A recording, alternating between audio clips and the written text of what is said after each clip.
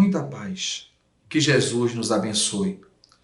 Hoje daremos continuidade aos nossos estudos sobre a vida dos discípulos de Jesus. Evidentemente, muitos deles, as informações que nós temos são informações esparsas, poucas informações. Mas pesquisando aqui e ali, nós fomos juntando essas informações para passar para vocês de uma forma bem suave como fora a vida desses companheiros que se encantaram com Jesus, que foram tocados pelos ensinamentos do Mestre e que utilizaram esses ensinamentos na própria vida, transformando a própria existência e se transformando para nós em verdadeiros exemplos de renúncia, de reforma íntima, de amor, de fé e de dedicação aos semelhantes. Vamos hoje começar com o discípulo Tomé, que também era conhecido como Dídimo, ele era gêmeo. Tomé nasceu na cidade de Dalmanuta, na Galileia. Como a maioria dos discípulos de Jesus, ele também era dado à pesca. Mas Tomé buscava mais. Ele gostava muito de estudar, principalmente o misticismo da Índia, da Grécia, de Roma, da Caldeia, até da China. Tomé possuía um raciocínio muito fácil, rápido, e ele utilizava a razão para tudo. Inclusive, ele ficou conhecido como aquele que duvidou. Os discípulos de Jesus não viam essa postura de Tomé como dúvida. Eles acreditavam que isso era uma vigilância.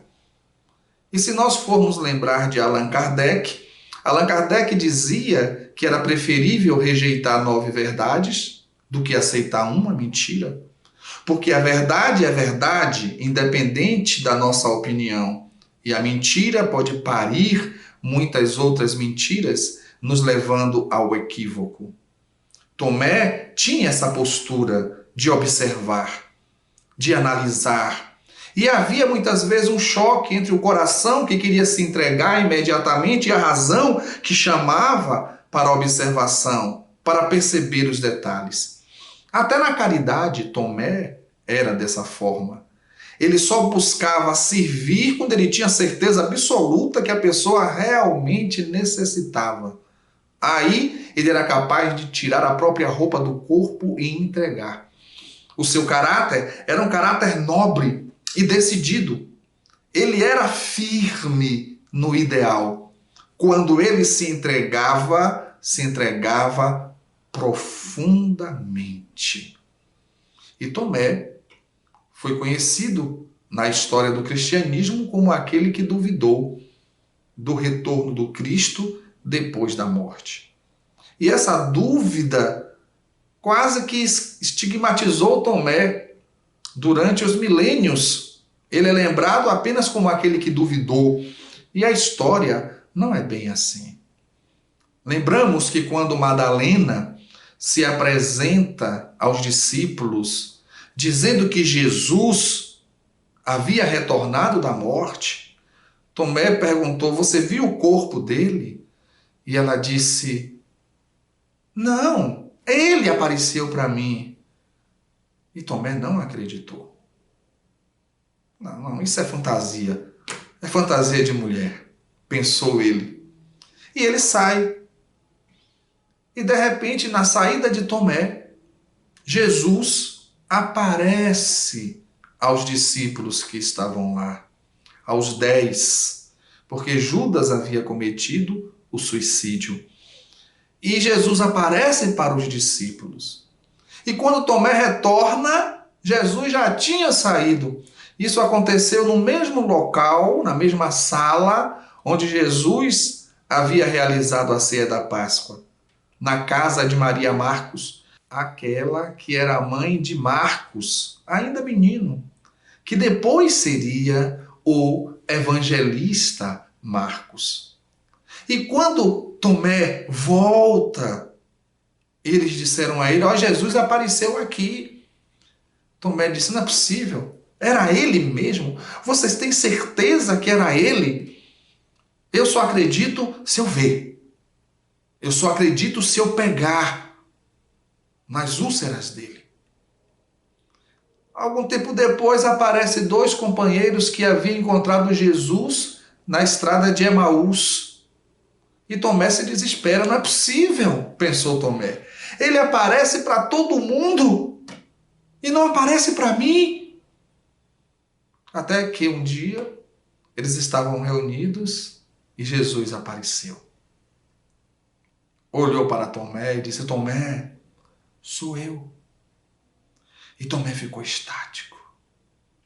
Jesus disse: venha, Tomé. Toque nas minhas úlceras. E Tomé toca. Tomé, você acredita porque você está vendo. Mas bem-aventurados são aqueles que não veem e acreditam. E naquele momento, Tomé conseguiu o encontro consigo mesmo.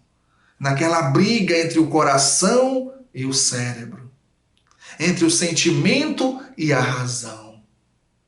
A partir dali, Tomé modifica a sua visão de mundo e sai pregando o evangelho de Jesus pelo mundo afora. Ele vai para a Pérsia, ele vai para a Arábia, ele vai para a Índia.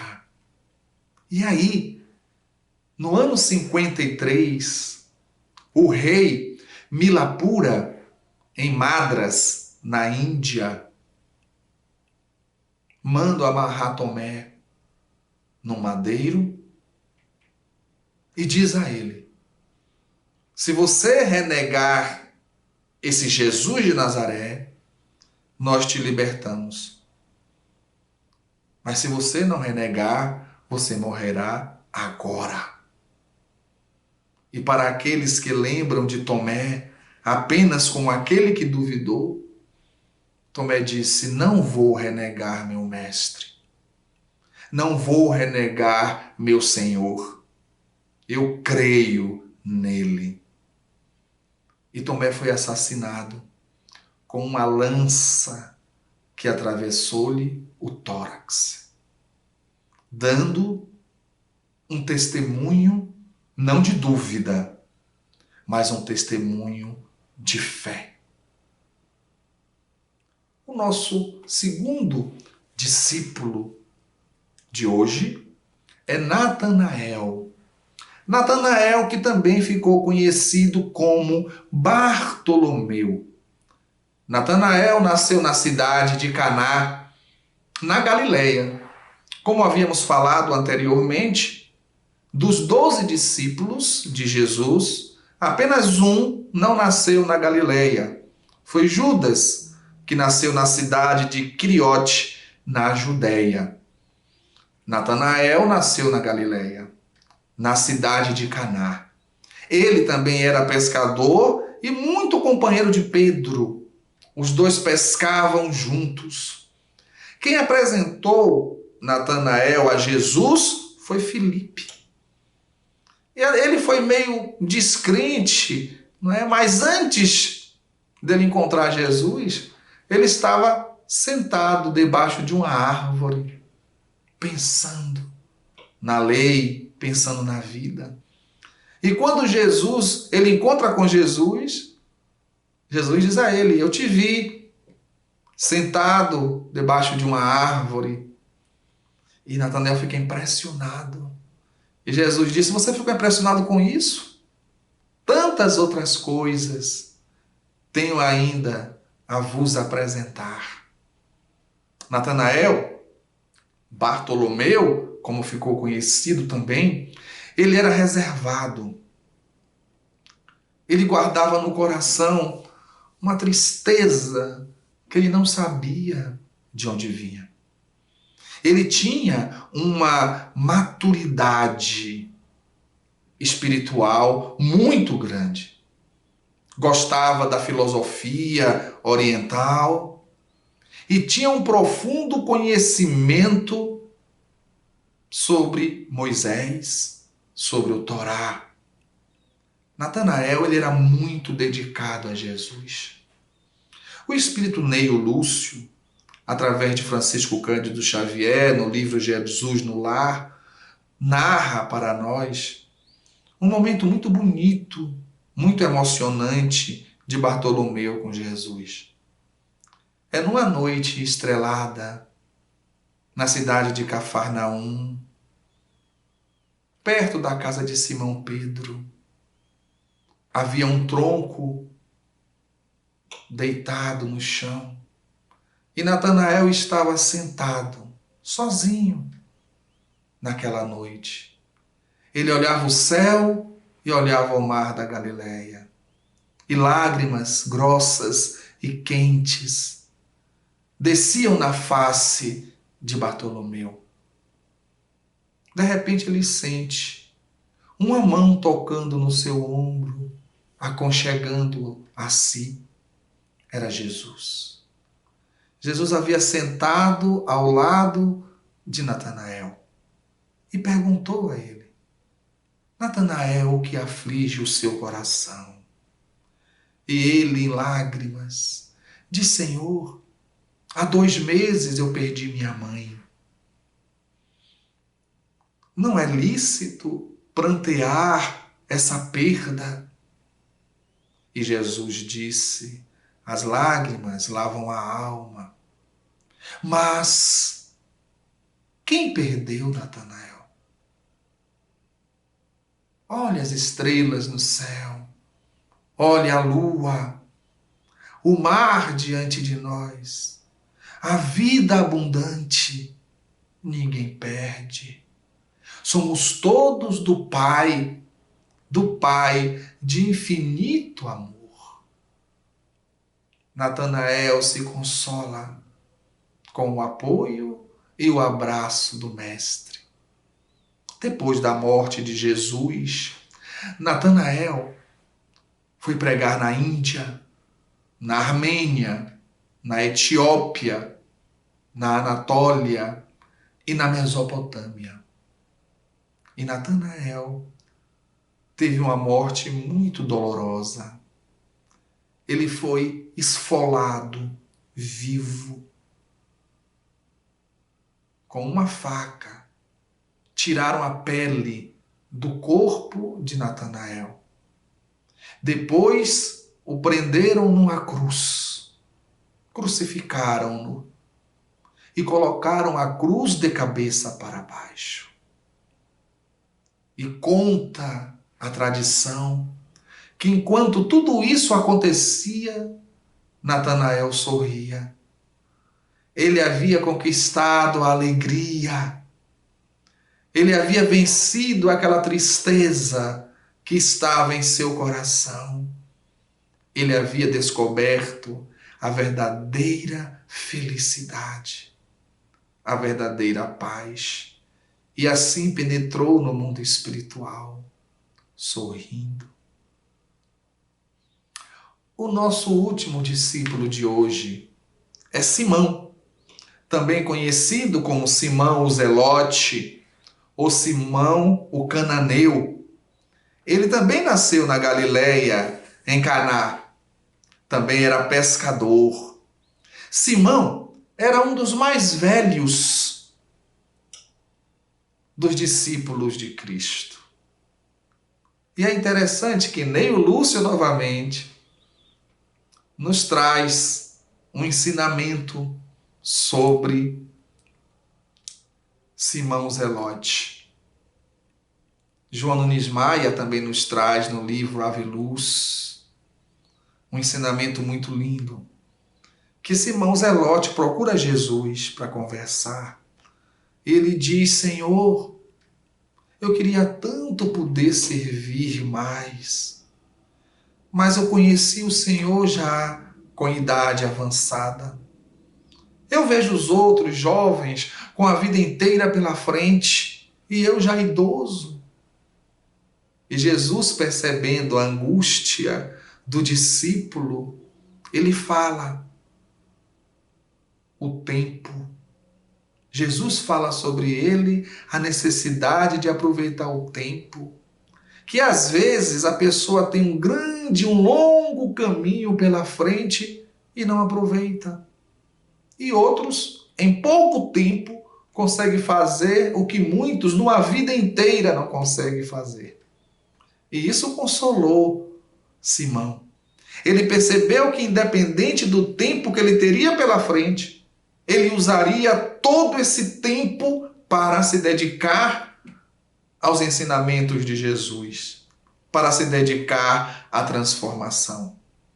Simão, o Zelote, ele participava de um grupo nacionalista, o grupo que queria expulsar Roma da Palestina, para que o povo judeu pudesse ficar livre.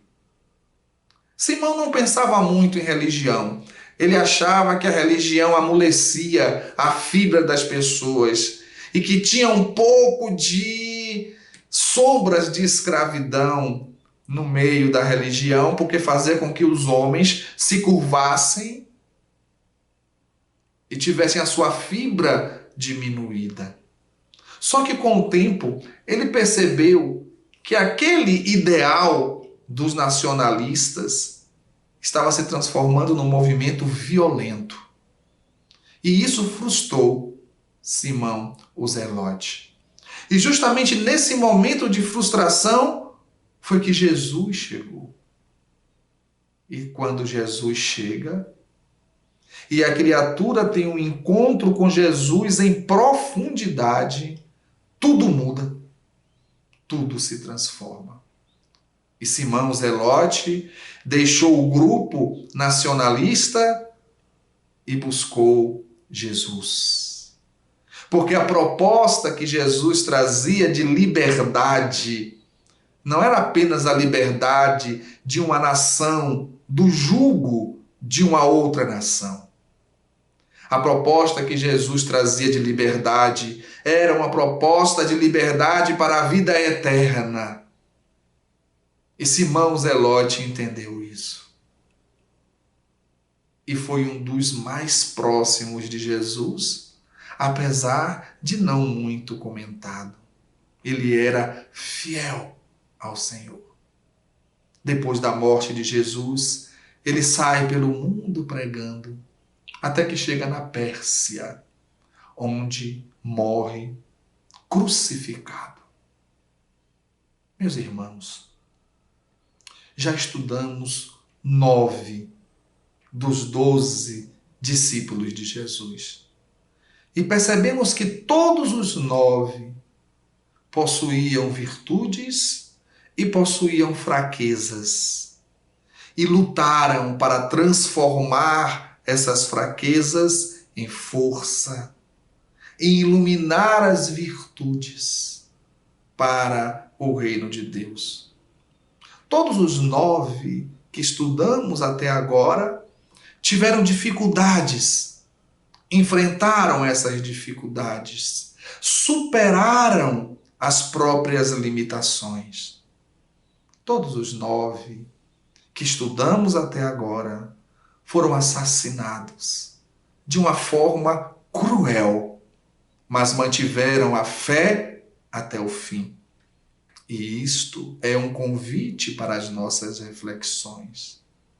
O discípulo do Cristo não encontrará facilidades no mundo. O discípulo do Cristo encontrará momentos para testemunhar a sua fé, edificando o reino de Deus no coração e se transformando em exemplos para todos aqueles que buscam a paz, o amor, a plenificação, a felicidade e a luz. Que Jesus nos abençoe e continue sendo o caminho por onde devem trilhar os nossos pés. Muita paz.